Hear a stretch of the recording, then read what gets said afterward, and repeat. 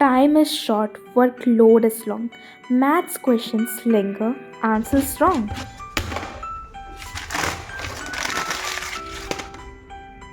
SST is a challenge to face, answers to learn, but they won't take place. याद नहीं आता, memories won't stick. Science numericals, a frustrating test. Wrong formulas, wrong answers, I am stressed. Exams are near, my anxiety is quick.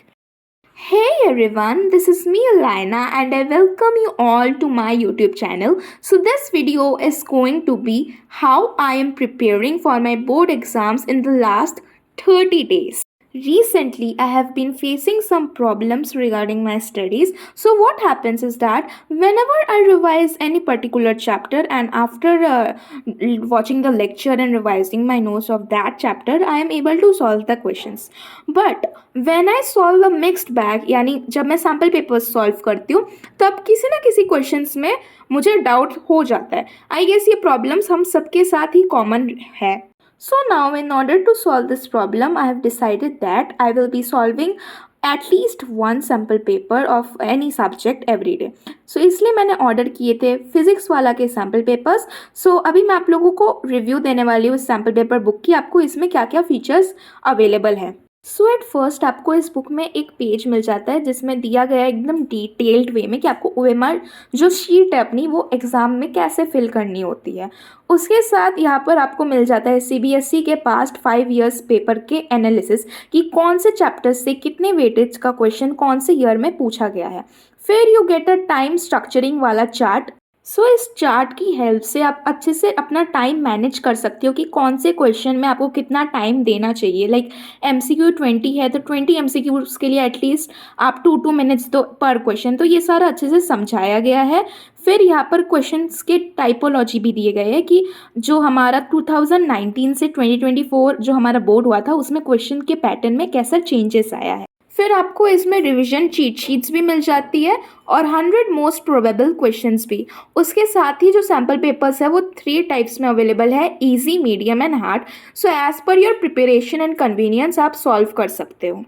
सो अभी जो time हो रहा था वो हो रहा था 9:47 AM. सो मैंने सोचा कि क्यों ना अभी एक साइंस का सैम्पल पेपर किया जाए और देखा जाए कि हमारी तैयारी अच्छी है या थोड़ा और हमको रिवाइज करने का ज़रूरत है.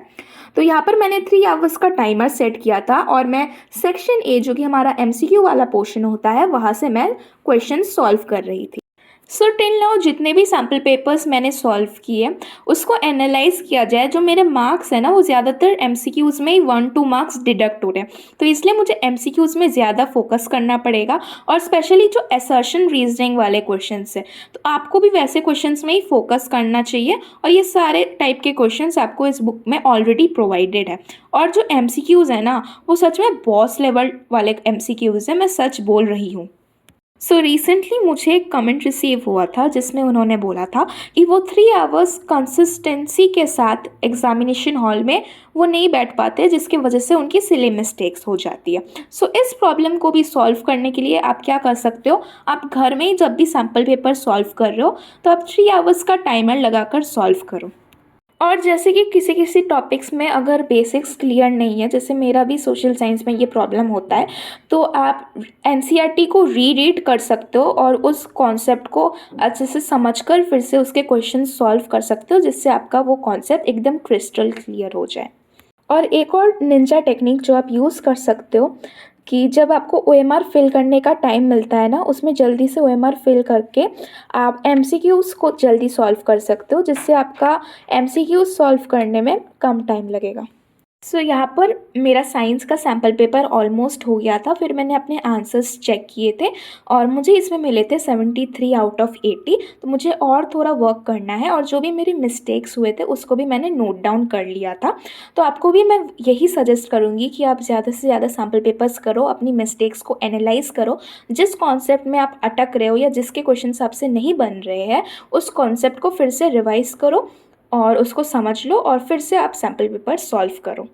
सो आफ्टर कंप्लीटिंग साइंस का सैम्पल पेपर मैंने थोड़ा सा ब्रेक लिया था. Then I started solving a maths sample paper और मैंने जो मैथ्स ऑप्ट किया है वो है स्टैंडर्ड मैथ. सो मेरे जो प्री बोर्ड 2 हुए थे उसमें मेरा स्कोर था 72 आउट ऑफ 80। तो ऐसा नहीं था कि क्वेश्चंस मुझे आते नहीं थे, मुझे क्वेश्चंस आते थे, क्वेश्चन पेपर भी ठीक ही था, लेकिन आउट ऑफ ओवर एक्साइटमेंट कि मुझे आता है तो इसलिए मैंने सिली वाली मिस्टेक्स की है। तो इसको ही अवॉइड करने के लिए मैं ज़्यादा से ज़्यादा सैम्पल पेपर्स कर रही हूँ ताकि I cover a wide range of questions, मैं हर एक टाइप के क्वेश्चन सॉल्व कर लूँ ताकि मैं सिली मिस्टेक्स ना करूँ अपने फाइनल बोर्ड एग्जामिनेशन में। So I will suggest you all to do the same thing कि ज़्यादा से ज़्यादा सैम्पल पेपर सॉल्व करो। वैसे भी लास्ट मंथ है और इस लास्ट मंथ में ही आप पूरे एफर्ट्स पुट कर आप अच्छा स्कोर कर सकते हो। तो होता क्या है ना, जब भी आप किसी भी सब्जेक्ट का सैम्पल पेपर कभी भी सॉल्व करते हो तो जब आप उसको चेक करते हो अपने आंसर्स को खुद से, तो आपको पता चलता है, रियलिटी चेक मिलता है कि आपके कौन से कॉन्सेप्ट्स वीक है, कौन से चैप्टर्स आपको अभी भी नहीं आता और कौन से आपके अच्छे से हो गए। तो इस चीज़ को एनालाइज करते हुए आप फर्दर प्रिपेयर कर सकते हो उन चैप्टर्स को फिर से by watching lectures and clearing your doubts. और जो कुछ अच्छे क्वेश्चंस होते हैं ना, जैसे कि सर्कल्स के या इंट्रोडक्शन टू ट्रिग्नोमेट्री जैसे चैप्टर्स के, तो उनको आप बार बार सॉल्व कर सकते हो क्योंकि उसमें डाउट्स आता रहता है, क्योंकि क्वेश्चंस हर एक टाइप से पूछा जाता है। And also do let me know कि आपने अभी तक कितने सैम्पल पेपर्स कर लिए हैं एंड उसमें आपकी क्या क्या मिस्टेक्स हो रही है और आपको कितने मार्क्स मिल रहे हैं। सो जितना सैम्पल पेपर्स हम सॉल्व करेंगे उतनी ही अच्छी प्रैक्टिस हमारी हो जाएगी और जब हम लोग बोर्ड एग्ज़ाम में अपना एग्ज़ाम लिख रहे होंगे ना, तब हमको फील ही नहीं होगा कि हम कोई एग्ज़ाम दे भी रहे हैं, क्योंकि हमारे घर में इतनी अच्छे से प्रैक्टिस हो जाएगी तब तक। So as you all know, this is the first board examination of our life. So anxiety, stress, self doubt ये सब होना कॉमन है, दिस इज़ नेचुरल। सो इन सब का सोल्यूशन एक ही है कि आप ज़्यादा से ज़्यादा सैम्पल पेपर सॉल्व करो और अपने फियर को जो है ना वो मन से आप ऐसे ही हटा सकते हो। आप you can conquer your fear by solving sample papers only, इसका और कोई सोल्यूशन नहीं है। सो यहाँ पर मेरा मैथ्स का भी सैम्पल पेपर ये वाला ऑलमोस्ट फिनिश हो गया था और फिर मैंने इसको चेक किया और इसमें मुझे 76 मिले थे। आप देख सकते हो कि मैंने रफ वर्क भी किया था और अभी मैं थोड़ा सोशल साइंस के क्वेश्चन प्रैक्टिस करने वाली हूँ। सो बेसिकली ना उस दिन मैंने सोशल साइंस के खाली MCQ ही किए थे क्योंकि मेरे MCQs में 1-2 नंबर कट जा रहे थे SST में। तो ये जो मैं अभी क्वेश्चन पेपर कर रही थी ना MCQ वाला पार्ट, ये मैं हार्ड वाले लेवल के ही कर रही थी।